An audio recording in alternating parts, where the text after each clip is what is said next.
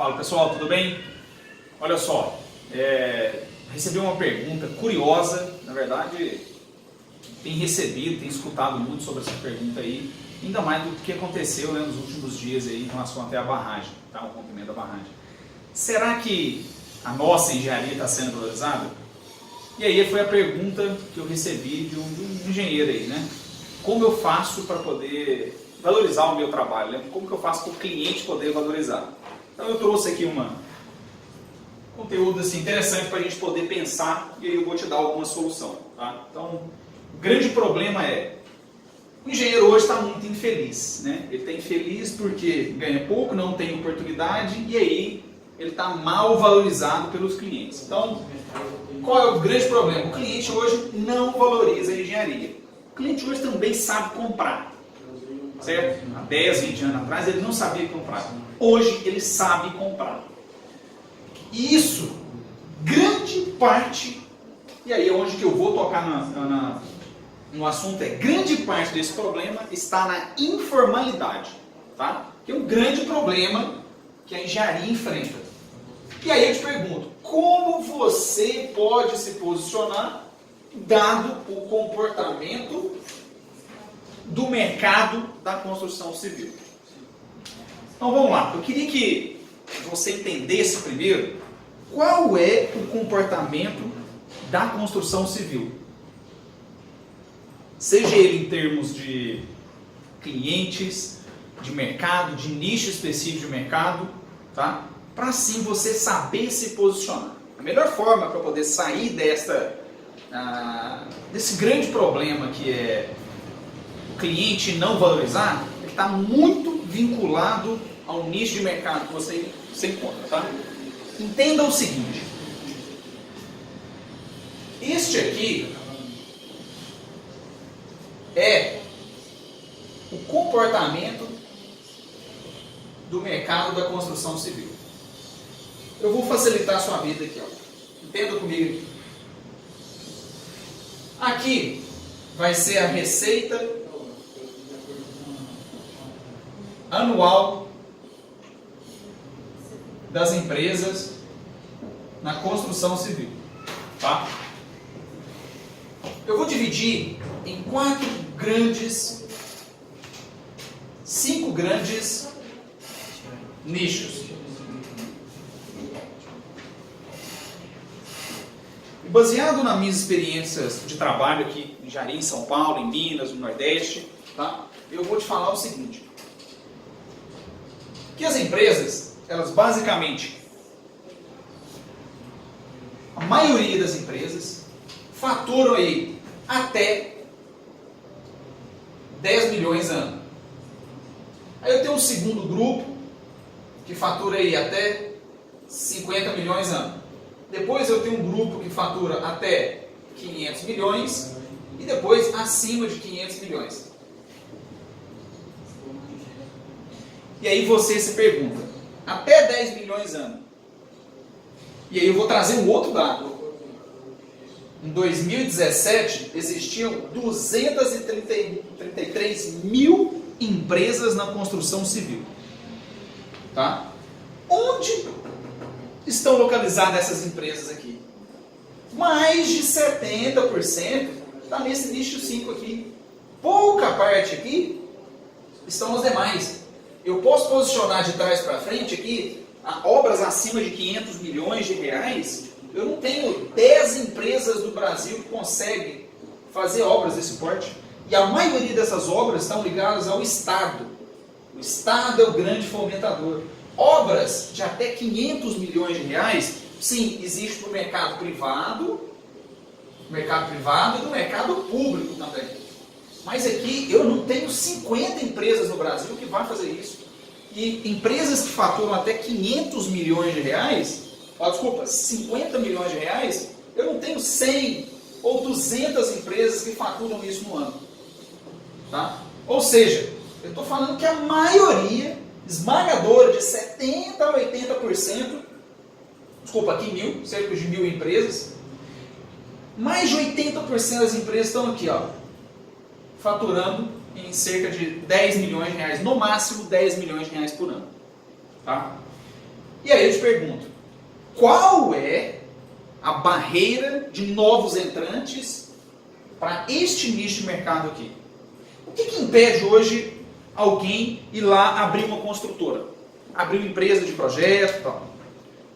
Falando especificamente das construtoras, é muito fácil.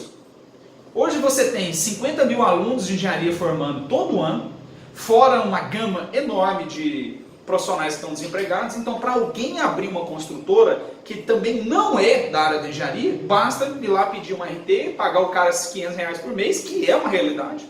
Ele abre uma construtora e começa a captar a obra.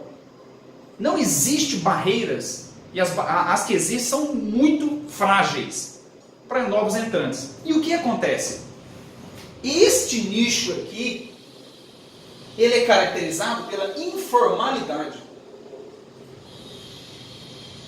E possivelmente, grande parte da engenharia que reclama dessa não valorização está localizada aqui. Não obstante, também está localizada nas demais áreas, é claro. Mas o meu ponto é, o que eu quero dizer é que grande parte dessa informalidade, da não valorização da engenharia e pelos profissionais está localizada aqui, neste nicho de mercado, que é um mercado extremamente de oceanos vermelhos. Oceanos vermelhos.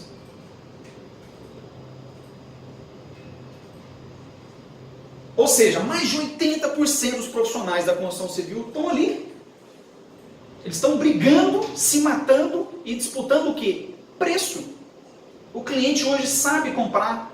Ele vai, estamos entrando num processo de juridiquização da construção civil. Isso significa que hoje o cliente compra e se você não entregar, ele te processa. Ao passo que há 5 anos, 10 anos atrás, isso não existia. Então hoje o cliente sabe comprar, ele vai criticar, ele vai chamar alguém que entende para lá receber o produto dele.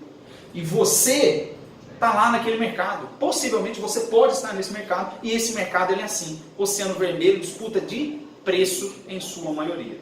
Pois bem, qual é a solução? Como eu fazer isso aqui? Como o cliente vai conseguir valorizar então a engenharia? Você profissional. Vejo eu de duas formas. Aliás, posso falar? 3 formas. 3 formas. Quais são as 3 formas?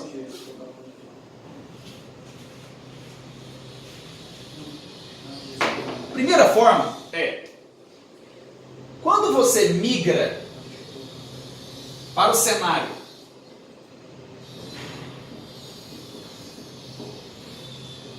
do 5 para o 4, para o 3, para o 2, para o 1, existe um fator que está intrínseco ao preço do produto final, que está assim a valorização do produto, muito ligado à complexidade do produto entregue.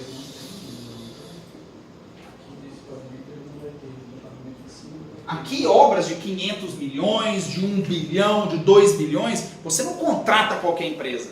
Você contrata empresas específicas. E muito mais do que isso. O cliente que está localizado aqui, ele entende que é necessário, veja bem, que é necessário que os profissionais que vão construir obras complexas sejam profissionais de ponta. E aí sim, eles aceitam pagar mais caro. E naturalmente se paga mais caro por esse produto. Por quê? Porque são produtos de alta complexidade. Onde eu estou falando? Eu estou falando de obras de arte. Estou falando de refinarias. Estou falando de obras de infraestrutura. Vindo aqui para cá, em obras de menos de 1 bilhão, obras de 500 milhões para baixo, estou falando de hospitais, estou falando de shopping, estou falando de obras comerciais caras, como data center, por exemplo. Essas obras naturalmente exigem profissionais de ponta. Então, isto é uma saída. Você se posicionar em um outro mercado, em que o cliente consiga ver o cliente ver necessidade. Beleza. Esta é uma grande solução. E isso, eu fiz isso com o profissional. Eu saí de obras pequenas e parti para obras mais complexas, em que os meus clientes entendem a necessidade do trabalho em que eu faço. Certo? Essa é a primeira solução. Vamos para uma segunda solução. Dentro desse próprio nicho de mercado aqui, se eu for pegar aqui, ó, a curva, eu posso dizer que existe um nicho de mercado, um subnicho de mercado que você consegue se posicionar em que o cliente sabe comprar. O que eu estou dizendo é, por exemplo, existem indústrias aqui em que há expansões de obra de 2 milhões, obras de 3 milhões, obras de 5 milhões, enfim. Existem unidades de negócio dentro deste nicho, onde as empresas pequenas estão localizadas, em que o cliente tem uma demanda por alta complexidade. E você pode se posicionar ali, para facilitar seu entendimento. Neste mercado também existem oportunidades em que os clientes observam, necessitam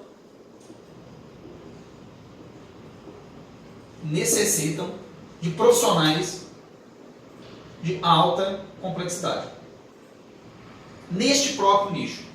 Então você tem que se posicionar estrategicamente e começar a atuar para estes clientes dentro desse nicho. Não necessariamente você tem que ir para obras mais caras, certo? Essa é uma segunda opção. E a terceira opção é muito mais ligada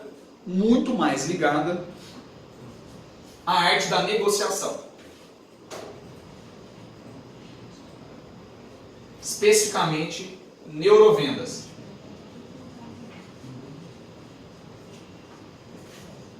Existem técnicas, marketing, negociação, posicionamento, em que você deve criar um valor simbólico.